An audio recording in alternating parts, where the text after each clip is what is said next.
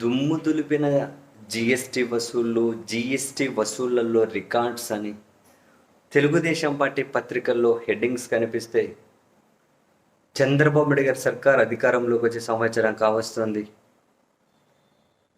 ఇప్పటి వరకు జిఎస్టి వసూళ్లలో మెరుగుదల లేదు. మేము అధికారంలోకి వస్తే సంపద సృష్టిస్తామన్నారు. ప్రజల కొనుగోలు శక్తి తగ్గిపోయింది. దేశంలో అన్ని రాష్ట్రాల జిఎస్టి వసూళ్లు పెరుగుతూ ఉన్నా ఒక ఆంధ్రప్రదేశ్లో జిఎస్టి వసూలు మాత్రం తగ్గిపోతూ ఉన్నాయి.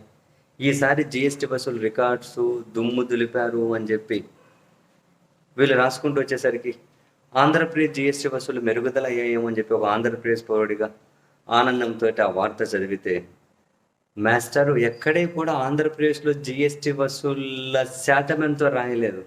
వాళ్ళు రాసుకుంటే ఏమో వచ్చిండేది ఏంటి, మొత్తం దేశవ్యాప్తంగా జిఎస్టి వసూళ్ళు 2025 ఏప్రిల్లో 2.37 లక్షల కోట్లు ఉన్నాయి అని, 2024 ఏప్రిల్లో 2.1 లక్షల కోట్లు అయితే 25 ఏప్రిల్కి వచ్చేసరికి 2.37 ల్యాక్స్ అని చెప్పి దాన్ని రిప్రజెంట్ చేసుకుంటూ జిఎస్టి వసూళ్లలో దుమ్ము దులిపారు అని చెప్పి రాశారు.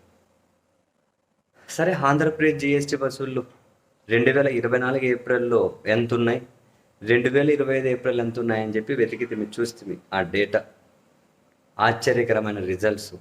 ఎక్కడైనా సంవత్సరం గడిచే కొద్దీ జిఎస్టి వసూళ్లలో మెరుగుదల కనిపిస్తుంది. చివరికి జమ్మూ కాశ్మీర్లో మెరుగుదల ఉంది. అండమాన్ నికోబార్ దీవుల్లో కూడా 21% పెరుగుదల ఉంది జిఎస్టి వసూళ్లలో. అండమాన్ నికోబార్, బీహార్లో కూడా 12% పెరుగుదల ఉంది. తెలంగాణలో 15% పెరుగుదల ఉంది జిఎస్టి వసూళ్లలో.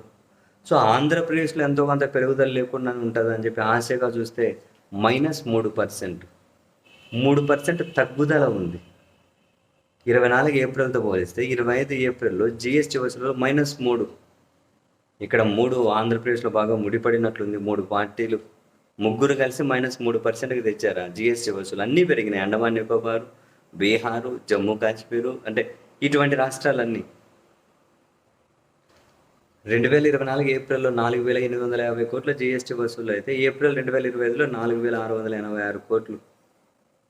ఇంత దారుణమా? -3% ఏంటి? సంపద సృష్టిస్తామని, అది చేస్తామని, ఇది చేస్తామని ప్రజల కొనుగోలు శక్తే పెరగలే. ముఖ్యమంత్రి గారు అంటారు, మనం బ్రహ్మాండమైన సంక్షేమాన్ని ఇస్తున్నాం, మీరు బాగా ప్రచారం చేయండి. ఏమిస్తున్నారో మనకు తెలియదు. ఎందుకు ఇంత దారుణమైన జిఎస్టి వసూల్లో తెలియదు. అన్నీ పెరుగుదల ఉంటే మనదెందుకు -3% అర్థం కాదు. ఏమో లేదు, దీనికే జగన్మోహన్ రెడ్డి గారి కారణం అనేసి సరిపోతుంది. Single line statement.